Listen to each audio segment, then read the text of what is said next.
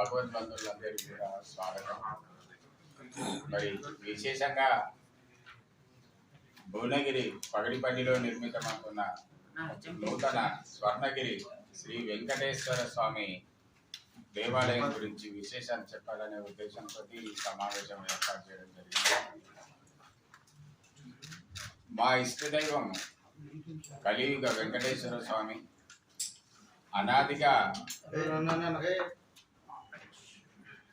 వంశ పారంపర్యంగా మరి పూజిస్తూ వస్తున్న ఇష్టదైవం కలియుగ దైవం శ్రీ వెంకటేశ్వర స్వామి. ఆ స్వామి వారి రుణం తీర్చుకోవడము మా తరంలో మాకు దక్కిన ఈ అదృష్టం అది. మరి ఈ దేవాలయ నిర్మాణ నేపథ్యానికి వస్తే ఈ నిర్మాణం చేయాలన్నటువంటి సంకల్పం 2013లో సంకల్పించబడింది. సంకల్పం చేసుకున్నప్పుడు చిన్న దేవాలయంగానే నిర్మిద్దాం అనుకున్నాము. కానీ జీవితంలో జరిగినటువంటి కొన్ని అద్భుతమైన సంఘటనలు, అనుకోని సంఘటనలు మరియు మానవ మాత్రులు పరిష్కరించలేనటువంటి సంఘటనలు జరిగాయి. ఆ నేపథ్యంలో మరి భగవంతుని పైనే విశ్వాసం ఉంచి ఆ అచంచలమైన విశ్వాసంతో అనుగుణంగా మా పట్ల భగవంతుడు చూపించినటువంటి అద్భుతమైనటువంటి మరి ఒక పునర్జన్మ లాంటిది మాకు ఇవ్వడం జరిగింది. మరి ఆ విశ్వాసాన్ని, ఆ భక్తి, అచంచలమైన భక్తిని మరి స్వామివారికి మళ్ళీ ఏదో విధంగా సమర్పించాలనేటువంటి నిర్ణయంతో దేవాలయ నిర్మాణాన్ని చేపట్టడం జరిగింది. చిన్నగానే కన్స్ట్రక్షన్ చేయాలనేటువంటి ఆశయంతో ఉన్నాం. కానీ అంచెలంచెలుగా మరి ఆయన ఇచ్చినటువంటి శక్తి, ధైర్యం, విశ్వాసంతోనే ఇప్పుడు మీ ముందు అంత చక్కటి దేవాలయం, అద్భుతమైన దేవాలయం రూపుదిద్దుతుంది. మరి సమాజంలో ఈ స్పిరిచువాలిటీ ఏదైతే ఉందో, మరి ఆధ్యాత్మిక భావన, ఈ ఆధ్యాత్మిక భావన అనేది ఇప్పుడు సమాజంలో కొరవడుతున్నది. అంటే ఆధ్యాత్మిక భావన ఏదైతే ఉందో అందరినీ ఒక వేదికపైకి తీసుకొచ్చి అందరినీ ఒక ఐక్యతతో ఉంచుతుందనేటువంటి ఆ నమ్మే వాళ్ళలో నేను కూడా ప్రగాఢంగా నమ్ముతాను. మరి అటువంటి దానిని సమాజంలో సృష్టించాలనేటువంటి ఒక దృఢమైన సంకల్పంతోనే ఈ ఆలయ కార్యక్రమాన్ని చేపట్టడం జరిగింది. మరి ఆలయ విశేషాలు కానీ, మరి ఆలయంలో ఉన్నటువంటి అద్భుతమైనటువంటి ఆ శిల్పకళ కానీ మా స్థపతి ద్వారా వినండి. చక్కగా స్వామి జై శ్రీమన్నారాయణ. జై శ్రీమన్నారాయణ. వరకు ఈ దేవాలయ ప్రారంభోత్సవాలకు 1వ తారీఖు నాడు మొదలైనటువంటి ప్రారంభోత్సవము 6వ తారీఖు నాడు కుంభాభిషేకము, ప్రాణ ప్రతిష్ఠకు. ఈ 6వ తారీఖు నాడు ప్రాణ ప్రతిష్ఠ అంటే మన శ్రీ శ్రీ శ్రీ తిరుమల చిన్నజీయ స్వామి వారి కరకమలంలోచే ప్రాణ ప్రతిష్ఠ జరిగిన తర్వాత, ఆ కళ్ళగడ్డ పెట్టిన తర్వాత మన జనబాహుల్యానికి ప్రథమ దర్శనం 6వ నుంచి మొదలవుతుంది. మరి మీకందరికీ కూడా మా హృదయపూర్వక ఆహ్వానం. 1వ తారీఖు నుంచి 6వ తారీఖు వరకు మరి వీలున్న రోజున వచ్చి మరి స్వామివారిని దర్శించుకుని, మరి ఎందుకంటే పత్రికా విలేకరులు అంటేనే మరి ఆ కాలంలో ఏముంటో తెలియదు, కానీ ఇప్పుడు ఈ కాలంలో ఏదైనా కూడా మరి ఎవరికైనా చెప్పాలంటే మాత్రం మరి సోషల్ మీడియా కానీ పత్రికా ద్వారా ఉద్దేశించుకొని ఏ ఆశయంతో అయితే దేవాలయాన్ని నిర్మించామో అది అలాగే సమాజానికి అంకితం చేయాలని, మరి అందరూ కూడా మరి ఆ స్వామివారి కృపకు మరి స్వామివారి కృపని స్వీకరించి మరి అందరూ సుసంపన్నం కావాలని మనసారా మానపల్లి కుటుంబం నుంచి మనసారా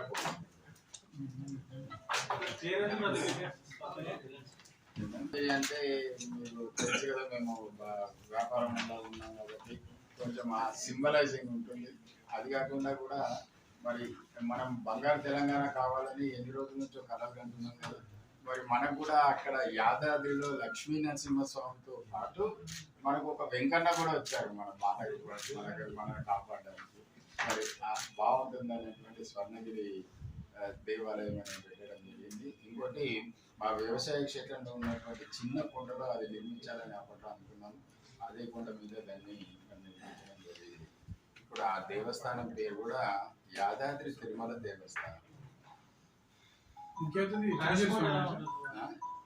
చిన్నజీవి స్వామి చిన్నజీయర్ స్వామి. ఇంకెవరన్నా వస్తున్నారు? అంటే ప్రముఖులైతే ఎట్లా వస్తారు కాబట్టి అందరు ప్రముఖులకైతే ఆహ్వానం పంపిస్తున్నాము. ఇది నేషనల్ హైవే. అది భువనగిరికి యాదాద్రికి వెళ్ళే దారిలో మన భువనగిరిలో అడుగు పెట్టగానే అక్కడ ఎల్లమ్మ టెంపుల్ అని ఒకటి ఉంది మెయిన్ హైవే మీద. ఎగ్జాక్ట్లీ ఆపోజిట్ సైడ్ లో ఉంది. అక్కడ నుంచి యూటర్న్ తీసుకుంటే ఒక 2-3 ఫర్లాంగ్ల దూరం వెళ్తే వస్తుంది. హైవే పైన చక్కగా కనిపిస్తుంది అండ్ వెరీ గుడ్ ఫెసిలిటీస్ అవుతాయి. భువనగిరి అంటే అందరికి తెలిసిందే, బస్ ఫెసిలిటీ ఉంది, 15 to 20 minutes ride. And Ghatkesar నుంచి వచ్చిన it's hardly 15 to 20 minutes ride. So ఈ రెండు మేజర్ స్టాప్స్ తో ఈజీగా రీచ్. హైదరాబాద్ నుంచి మనం యాదాద్రి వెళ్ళిన తర్వాత తిరిగి దర్శనం చేసుకుని తిరుగు ప్రయాణంలో వస్తాం. కొంచెం అంటే ఒక 3 ఫర్లాంగ్ 4 ఫర్లాంగ్ కచ్చా రోడ్ ఉంది. అంటే ఇక ముందు ఇంకా అది కూడా వస్తుందనే. ఈ కార్యక్రమం అంతా మొదటి నుంచి మంగళ శాసనాలతో వారి యొక్క గైడెన్స్ తోటి జరుగుతుంది. సంప్రదాయాన్ని పరిపూర్ణంగా అవలంబిస్తూ నిర్మాణం చేసినటువంటి ఆలయం అది. ఎక్కడా శాస్త్రానికి విరుద్ధంగా ఎక్కడా లేకుండా అనువున శిల్పశాస్త్ర ఆగమ నియమాలను బట్టి నిర్మాణం చేయడం జరిగింది. ఇది ఇప్పుడు టెంపుల్ అంటే మీరు అనుకున్నారా సార్? ఎప్పుడో ఎప్పుడన్నా గతంలో అనుకుని షష్ఠి పూర్తి 2013లో జరిగింది. అంటే 60 సంవత్సరాలు నిండాయి. నేను నా బాధ్యత కూడా మా కొడుకులకు అప్పగించాను ఆ సమయంలో. అయితే ఒక ఆధ్యాత్మిక చింతన అనేది ఉంటుంది. ఒక దేవాలయం చిన్నది నిర్మిద్దాం అనుకున్నాను. చిన్నగా అనే ఉద్దేశంతో అప్పుడు టెంపుల్ సైట్కి ఒక శంకుస్థాపన అంటే పూజ, భూమి పూజ అంటారు కదా, భూమి పూజ చేయడం జరిగింది. కానీ అది కొన్ని సంఘటనలు జరిగాయి నాకు జీవితంలో. ఎలాంటి సంఘటనలు అంటే మనుషులు పరిష్కరించలేనటువంటి సంఘటనలు జరిగాయి. అంటే ఆరోగ్యపరంగా సంఘటనలు జరిగాయి. ఈ అన్ని ఎక్కడైతే అన్ని దిక్కులు మూసుకుపోతాయో భగవంతుని మీద విశ్వాసం అనేది ఉంటుందో ఆ విశ్వాసాన్ని అతని మీద పెట్టి ఆ కోరిన కోరిక తీసుకున్న తర్వాత ఒక పునర్జన్మ లాంటిది లభించింది నా విషయం మాత్రం. అది అక్కడ నుంచి నాకు అచంచలమైన భక్తి. సరే ఆయనను నమ్ముకొని ఉన్నాం కాబట్టి ఆ చిన్నగా మొదలు పెట్టింది ఆ కన్స్ట్రక్షన్ అంచెలంచెలుగా అలా వెళ్ళింది. మొత్తానికి మరీ సమాజానికే అంకితం కాబట్టి ఏది జరిగినా కూడా మరి నాకు చాలా సంతోషంగా ఉన్నది. మా పరంగా ఈ పని నెరవేరిందంటే స్వామి నన్ను కర్తగా ఎన్నుకున్నారు, చేయించారని అనుకుంటున్నాను. నూతన ప్రాణ ప్రతిష్ట మార్చి 1వ తారీఖు నుంచి 6వ తారీఖు వరకు అధివాసాలు అన్ని చేసుకొని స్వామివారికి 6వ తారీఖు నాడు ఉమప్రోక్షణ ప్రాణ ప్రతిష్ట కార్యక్రమాన్ని నిర్వహిస్తున్నాము. సో మీ అందరి తరఫున ముక్కోటి దేవతలకు సాక్షిగా నిర్మించబడ్డ ఆలయము అఖిలాండ కోటి బ్రహ్మాండ నాయకుడు వెంకటేశ్వర స్వామి కృపతోటి ఆ ఆలయం నిర్మాణం చేయడం పడింది. సో అటువంటి ఆ పర్టికులర్ ఆలయంలో ప్రతి ఒక్కరు కూడా భక్తులు సేవ చేసుకొని స్వామివారి బ్లెస్సింగ్స్ తోటి ఎల్లప్పుడూ సుఖ సంతోషాలతో ఉండాలన్నది మనవి. సో అందరూ కూడా ఆహ్వానితులు.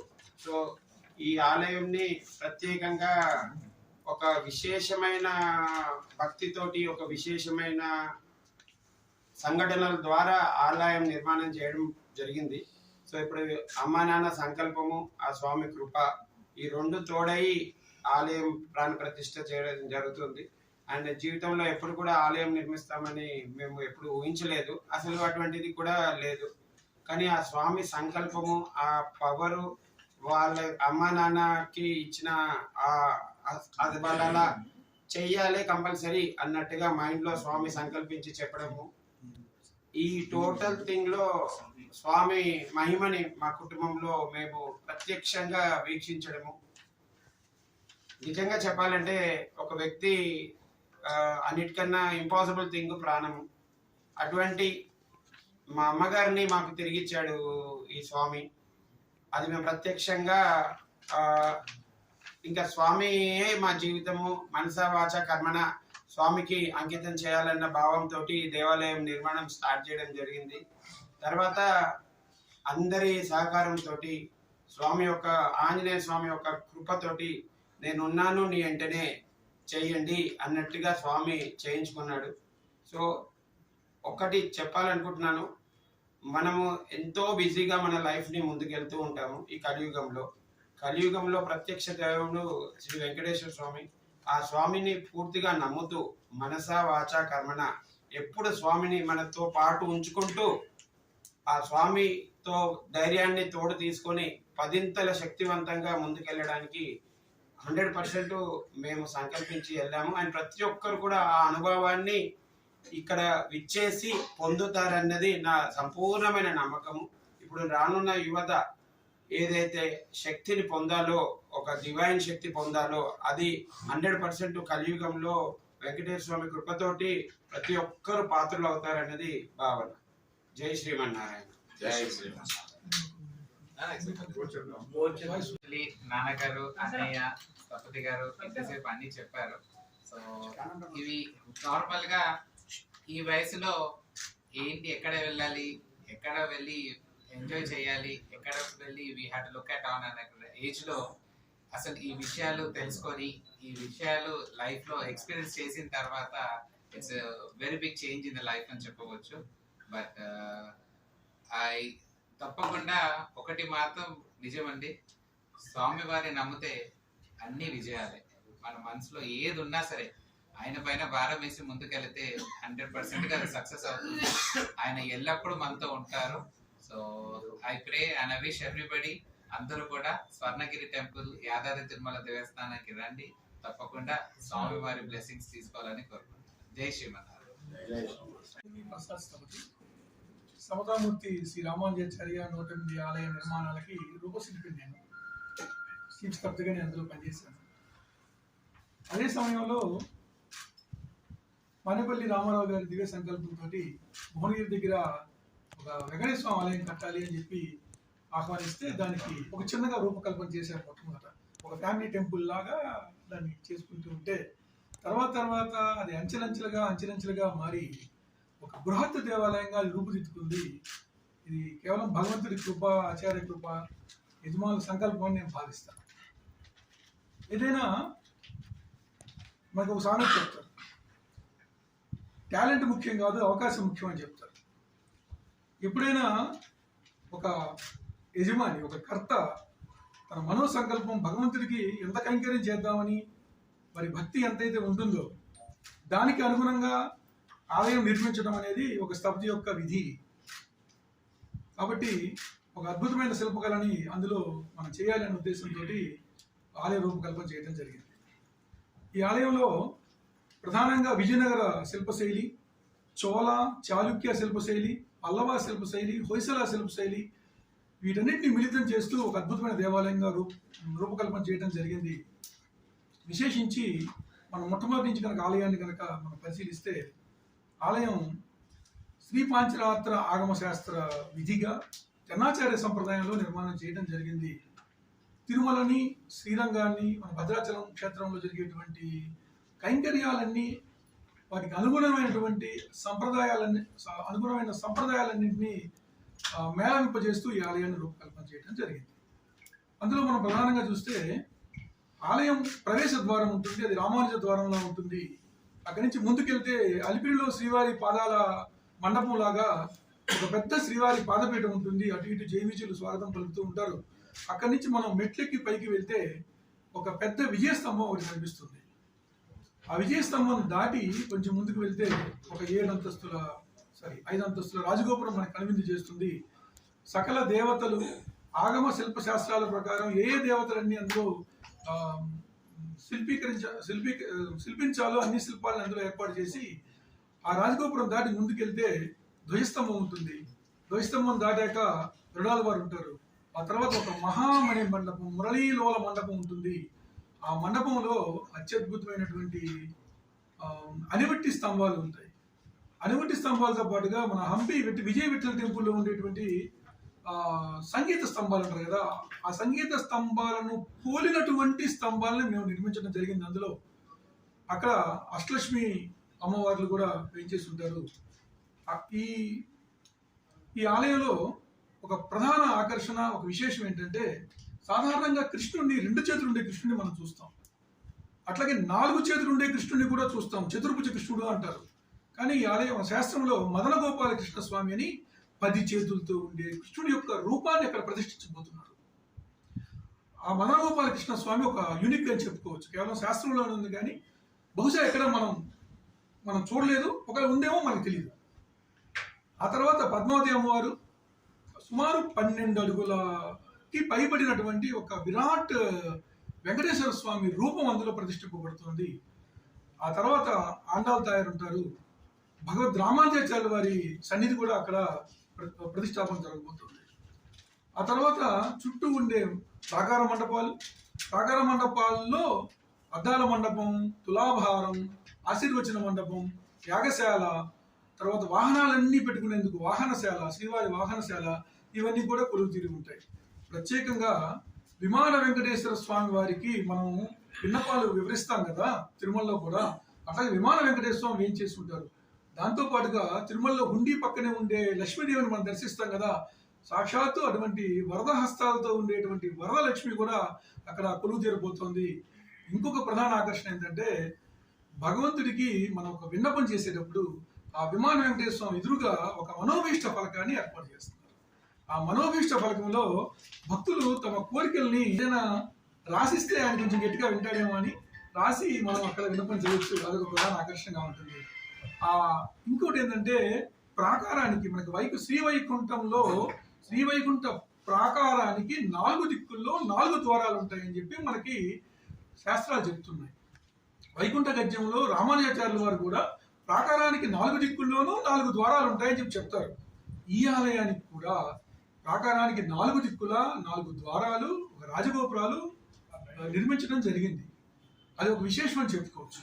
అక్కడి నుంచి బయటకు వస్తే 27 అడుగుల ఏకశిలతో ఒక ఆంజనేయ స్వామి రూపాన్ని శిల్పీకరించడం జరిగింది. ఆ ఆంజనేయ స్వామి పీఠాన్ని హంపీలో ఉండేటువంటి రథాకృతిలో తయారు చేయడం జరిగింది. హంపీ రథాన్ని పోలినటువంటి ఒక పీఠం మీద ఆంజనేయ స్వామి ఏకశిలామూర్తిగా 27 అడుగులతో వేయించేసి ఉంటారు. ఆంజనేయ స్వామికి ఆచ్ఛాదనగా సుమారు 81 అడుగుల ఒక ఎత్తైన మండపాన్ని నిర్మించడం జరిగింది. ఆ తర్వాత ఆ వెనక ఆంజనేయ స్వామి వెనక ఒక 15 అడుగుల గరుడాల వారిని ప్రతిష్ఠించడం జరిగింది, స్థాపించడం జరిగింది. గరుడాల వారిని సంప్రదాయంలో పెరియ తిరువడి అంటారు. భగవంతుని యొక్క పెరియ తిరువడి అంటారు. ఆంజనేయ స్వామిని సిరియ తిరువడి అంటారు. ఈ ఇద్దరు దూరంగా కూడా కనిపించేందుకు వీలుగా ఎత్తుగా గరుడాల వారు, ఎత్తైన ఆంజనేయ స్వామి, ఈ రెండు అక్కడ ఏం చేసి ఉంటారు. ఆ తర్వాత సుమారు 1.5 టన్ను కంచుతో సుమారు 6 అడుగులు 5.5 అడుగు పైబడినటువంటి ఒక గంట తయారు చేయించడం జరిగింది. ప్రత్యేకంగా ఆ గంట తమ కోరికలు తీరిన భక్తులు ఎవరైనా సరే అక్కడికి వెళ్ళి తమ ఆనందాన్ని ఆ గంట మోగించడం ద్వారా అందరికీ అవకాశం ఉండేట్టుగా అది మేము ఆరు బయటనే ఒక గంటా మండపాన్ని నిర్మించి అక్కడ ఏర్పాటు చేయడం జరిగింది. తర్వాత ఇంకొక విశేషం, ఈ ఆలయంలో శ్రీవారికి ఒక పుష్కరిణి తయారు చేయడం జరిగింది. ఆ పుష్కరిణి ఎలా తీసుకున్నామంటే ఇది మళ్ళీ విజయనగర స్టైలే. హంపీలో ఉన్నటువంటి కోనేరుని ప్రతీకగా ఒక స్ఫూర్తిగా తీసుకొని ఒక డిజైన్ చేయడం జరిగింది. ఒక పుష్కరిణి, ఆ పుష్కరిణి వేద పుష్కరిణిగా భావించి చతుర్వేద మూర్తుల్ని 4 దిక్కుల్లోనూ స్థాపించడం జరిగింది. ఋగ్వేదమూర్తి, యజుర్వేదమూర్తి, సామవేదమూర్తి, అట్లా అధర్వ వేదమూర్తి 4 వేదమూర్తులు ప్రతిష్ఠించడం జరిగింది, అంటే స్థాపించడం జరిగింది. రేపు ప్రాణ ప్రతిష్ఠ అవుతుంది. తర్వాత నేపాల్ కాట్మాండ్ సమీపంలో ఉండేటువంటి జలనారాయణ స్వామి మీరు వినే ఉంటారు. సాధారణంగా రంగనాథ స్వామి ఇట్లా పనుకొని ఒక పక్కకు పనుకొని మనం చూస్తూ ఉంటారు. తిరుపతి గోవిందరాజ స్వామి ఒక పక్కకు పనుకొని మనం చూస్తూ ఉంటారు. కానీ జలనారాయణ స్వామి ఊర్ధ్వముఖంగా ఉంటారు. దాన్ని శాస్త్రంలో ఊర్ధ్వసేనం అని అంటాం. అది చాలా మంది భారతదేశంలో ఉండే భక్తులు నేపాల్ దాకా వెళ్ళటం, నేపాల్ దాకా వెళ్ళిన ఆ స్వామిని వెతుక్కుని దర్శనం చేసుకోవడం అనేది అందరికీ అంత సాధ్యమయ్యే పని కాదు కదా. అందుకని మన మానేపల్లి కుటుంబం వారు దానిని అందరికీ అందుబాటులోకి తెద్దామా అని చెప్పి సంకల్పిస్తే ఒక 10.5 అడుగు పొడవైనటువంటి జలనారాయణ స్వామిని అక్కడ ఆ పుష్కరిణిలో కోనేరు మధ్యలో ప్రతిష్టాపన చేయడానికి అన్ని ఏర్పాట్లు చేశారు.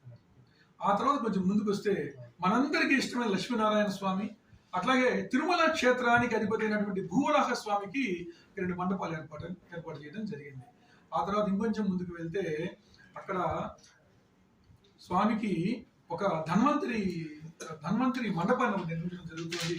విశాలమైన మాడవీధులు, ఎత్తైన ప్రాకారం, విశాలమైన మాడవీధులు, బ్రహ్మోత్సవాలు, వివిధ ఉత్సవాలు జరిపేందుకు వీలుగా మాడవీధులు, తగిన వాహనాలు, ఒక అద్భుతమైన రథాన్ని కూడా నిర్మించడం జరిగింది. శిల్పశాస్త్ర పాంచరాత్ర ఆగమ శాస్త్రం ప్రకారం రథ లక్షణ విధి ఎలా అయితే ఉంటుందో అలాంటి రథాన్ని తయారు చేయించడం జరిగింది. ఆ రథాన్ని ఉంచడానికి ఒక పెద్ద రథశాల కూడా మేము నిర్మించడం జరిగింది. ఆ ముందుకు కొంచెం వెళ్తే భగవంతుడి యొక్క వైభవోత్సవాలన్నీ చేసుకోవడానికి, కళ్యాణోత్సవం, కలహారోత్సవం, నిరాటోత్సవం, ఇట్లాంటి ఎన్నో రకాల ఉత్సవాలు చేసుకోవడానికి వీలైనటువంటి ఒక పెద్ద హాల్ ఒకటి నిర్మించడం జరిగింది. అది హాల్ అనడం కంటే ఒక శ్రీవారి ప్యాలెస్ అని కూడా మనం అనుకోవచ్చు. అందులో ఒక డైస్ ఉంటుంది, తర్వాత చక్కటి ఒక హాల్లో ఉండేటువంటి మీటింగ్ హాల్లో ఉండేటువంటి స్పీకర్స్ ఉంటాయి, లైటింగ్ ఉంటాయి, అన్ని సౌకర్యాలు ఉంటాయి. అట్ ది సేమ్ టైం సంప్రదాయంగా ఉండేటువంటి ఒక హాల్ తయారైంది. అట్లాగే శ్రీవారి కళ్యాణోత్సవాలు చేసుకునే కైంకర్య పరులు నివాసం ఉండటానికి వీలుగా ఆ ప్యాలెస్ లో అధునాతనమైన వసతులు కల్పించిన సంప్రదాయాన్ని ఎక్కడ తప్పకుండా కొన్ని రూమ్స్ ఏర్పాటు చేయడం జరిగింది. అట్లాగే భక్తులకి నిత్యాన్నదానం చేయడానికి రామారావు గారి తల్లిగారైనటువంటి సావిత్రి అమ్మ గారి పేరుతో ఒక హాల్ నిర్మించడం జరిగింది. అట్లాగే అర్చక స్వామి నివాసం ఉండటానికి అర్చక కాటేజెస్ అన్ని నిర్మాణం చేయడం జరిగింది. గోసేవ ఎంతో ప్రధానమైనది కదా మన వైదిక సంప్రదాయంలో. తర్వాత ఒక పెద్ద గోశాల, సుబ్బయ్య శ్రేష్ఠి గోశాల అని రామారావు గారి నాన్నగారి పేరుతో ఒక గోశాలను కూడా అక్కడ నిర్మించడం జరిగింది. తర్వాత ఈ యాగాలు ఇష్టులు చేసుకోవడానికి వీలుగా ఒక యాగశాల కూడా అక్కడ నిర్మాణం చేయడం జరుగుతుంది. అనేక విశేషాలతో కూడినటువంటి ఈ ఆలయం బహుశా తెలంగాణ రాష్ట్రంలోనే అత్యంత పెద్దదైనటువంటి శ్రీ వెంకటేశ్వర స్వామి ఆలయంగా భాసిల్లుతుంది అని చెప్పి మేము అనుకుంటున్నాము. ఇది అనుకుని చేసింది కాదు, ఇలా చేయాలని చేసింది కాదు. ఒక చిన్నగా ఆరంభించినటువంటి ఈ కార్యక్రమం ఎన్నో దృష్టాంతాలతో భగవంతుడు మా వెంటనే ఉన్నాడా, మా వెంటనే ఉండి నడిపించాడా అన్నట్లుగా ముందుకు సాగింది. అది ఎలా జరిగిందో తెలియదు, ఎన్ని మలుపులు తిరిగిందో అది రాస్తే ఒక గ్రంథమే అవుతుంది. మొదటి బ్రహ్మోత్సవాలు ఖచ్చితంగా మేము ఆ గ్రంథాన్ని తీసుకొస్తాం. తర్వాత ఏమిటి ఆ దృష్టాంతాలు అని మీరు అడగచ్చు. ఎందుకు మీరు ఇంత గట్టిగా చెప్తున్నారు అడగచ్చు. శంకుస్థాపన చేయటానికి మేము లేఅవుట్ ప్లాన్ వేసిన తర్వాత ఆఫీసులో కూర్చొని ఇట్లా టేబుల్ మీద కూర్చొని శంకుస్థాపన ఇక్కడ చేద్దాము, ఇక్కడైతే మనకి సెట్ అవుతుంది అని చెప్పి ఆ దిక్ నిర్ణయం చేసి సైట్లోకి వెళ్ళి మార్కింగ్ చేసి శంకుస్థాపనకి గర్భాలయంలో మధ్యలో శంకుస్థాపన చేస్తాం కదా, ఆ శంకుస్థాపన తవ్వాము. ఆ డిగ్ చేస్తా ఉంటే కొంత లోతుకి వెళ్ళాక ఒక పెద్ద బండరాయి పడింది. ఆ బండరాయి ఎలా ఉంది, మనం ఏదో గ్రానైట్ కట్ చేసి సమతలం చేసినట్టుగా ఒక సమతలమైనటువంటి ఒక పెద్ద బండరాయి ఉంది.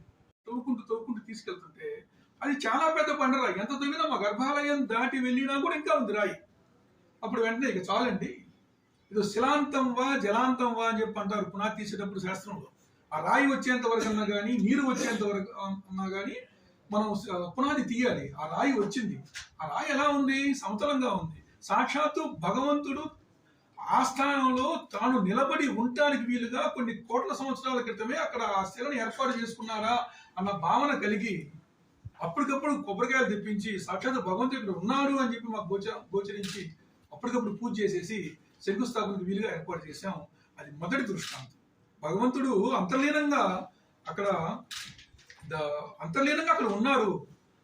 భగవంతుడు ఉండని చోటు ఏమి ఉండదు, భగవంతుడు అన్ని చోట్ల ఉంటాడు. కానీ కాన్సన్ట్రేట్ గా అక్కడ ఉన్నాడు భగవంతుడు. అదే ప్లేస్ లో ఇప్పుడు ఒక అరూపంగా ఉన్న భగవంతుడికి రూపాన్ని కల్పించి ఏర్పాటు చూస్తున్నాం. మన నిమిత్త మాత్రమే అని చెప్పి ఆ రోజు అనుకున్నాం. అది మొదటి దృష్టాంతం. రెండవది, వెంకటేశ్వర స్వామి వారి విగ్రహమూర్తిని తయారు చేయించడానికి వీలుగా మేము తిరుపతిలో ఒక శిల్పి గారికి ఆ డిజైన్స్ అన్ని ఇచ్చిన తర్వాత మేమేం చెప్పామో అతనికి ఏం అర్థమైందో తెలియదు, కానీ మేము అనుకున్నది 9 అడుగుల మూర్తి, ఆయన 12 అడుగుల పైబడి మూర్తి తయారు చేసేసాడు. మరి ఏం చేయాలి, తగ్గించాలా, ఇంత విగ్రహం చేసుకోవాలా అని చెప్పి తర్జన పడుతుంటే రామారావు గారు అన్నారు, భగవంతుడు మన కోసం అంత బృహత్ రూపంలో వస్తున్నప్పుడు మనం ఎందుకు కాదనాలి, కాబట్టి వారికి ఏర్పాటు చేద్దాం. అప్పుడు గుడి చాలా పెద్ద. సో గుడి హైట్ లేపాం పైకి, అయితే ఇక్కడ ఒక విచిత్రం ఏంటంటే మండపం వేసేటప్పుడు మహామండపం స్లాబ్ వేసేటప్పుడు ఆ మేము అనుకున్న ఎత్తు కంటే సెంట్రింగ్ కొట్టేశారు. సో ఏం చేయాలి, సెంట్రింగ్ తగ్గించాలా, ఏం చేయాలి అని డిస్కషన్ వచ్చినప్పుడు ఉంచేద్దామండి అని చెప్పి మా మురళీకృష్ణ గారు గోపికృష్ణ గారు చెప్తే ఉంచేసాం. మరి ఎందుకు పైకి కొట్టాడు, ఎందుకు ఉంచేసాము అనేది ఆశ్చర్యం. ఎందుకంటే అంత పెద్ద మూర్తి అక్కడ రాబోతోంది కాబట్టి, గుడి పెంచాలి కాబట్టి ఒక మండపం ముందుగానే క్రియేట్ అయిందని భావిస్తున్నాం.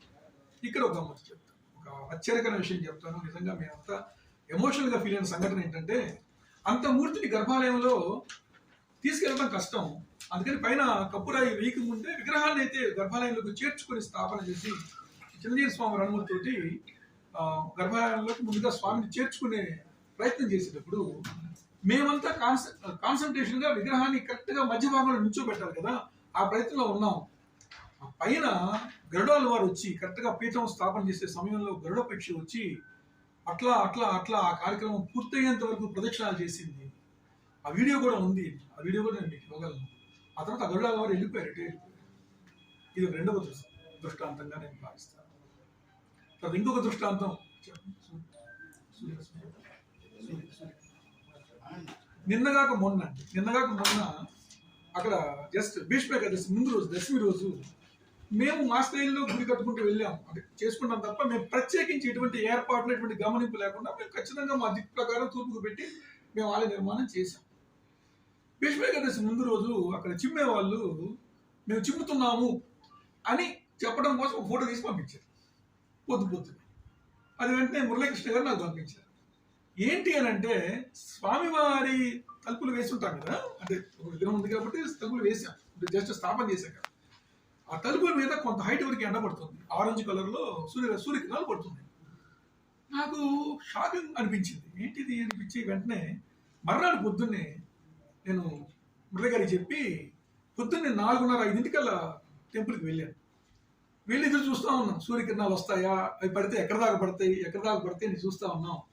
భీష్మ ఏకాదశి రోజు ఉదయం ఖచ్చితంగా ఏడుకొండల వారు కదా 7 గంటలకి శ్రీవారి పాదాల మీద సూర్యకిరణాలు నేరుగా పడుతున్నాయి, ఒక లైట్ బీమ్ లాగా పడుతున్నాయి.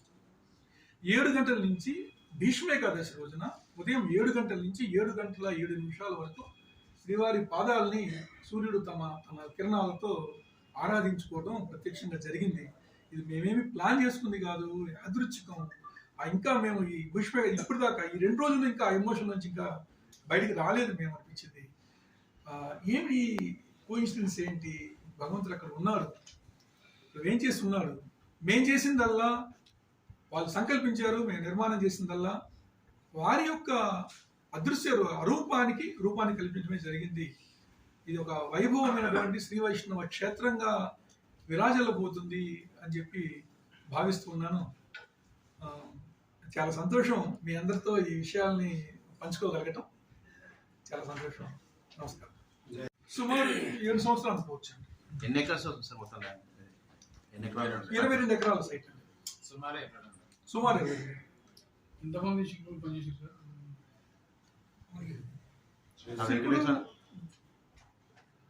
ఇన్ని 100 మంది శిల్పులు పనిచేశారు సార్. అయితే అగ్రెసివ్ గా ఒకేసారి ఇన్ని 100 మంది కాకుండా నేను చెప్పాను కదా, అంచెలంచెలుగా వస్తున్న ప్రాజెక్ట్ అది. నేను ఇంకోటి కూడా చెప్తాను, ఇప్పుడు గుర్తు చేస్తాను, మరి మీరు ఎప్పుడన్నా అటు వచ్చినప్పుడు గమనించవచ్చు. ఒరిజినల్ గర్భాలయానికి పెద్ద ఆర్నమెంటేషన్ ఉండదండి, ఎందుకంటే అప్పటికంత ప్లాన్ లేదు మాకు. తర్వాత పెరిగింది, మండపంలో శిల్పకళ అద్భుతంగా ఉంటుంది, విమాన గోపురంలో శిల్పకళ అద్భుతం, ఇక తర్వాత జరిగిన ఎన్ని కూడా అద్భుతమైన శిల్పకళ ఉంటుంది. చాలా అద్భుతంగా చెప్పారు సార్, చాలా బాగుంది. Thank you sir. మార్చి 1 నుంచి 6వ తేదీ వరకు ఈ కార్యక్రమాలు జరుగుతాయి. ఈ ప్రతిష్టాపన కార్యక్రమాల గురించి అంతా మన శ్రీమాన్ మానేపల్లి మురళీకృష్ణ గారు వివరిస్తారు.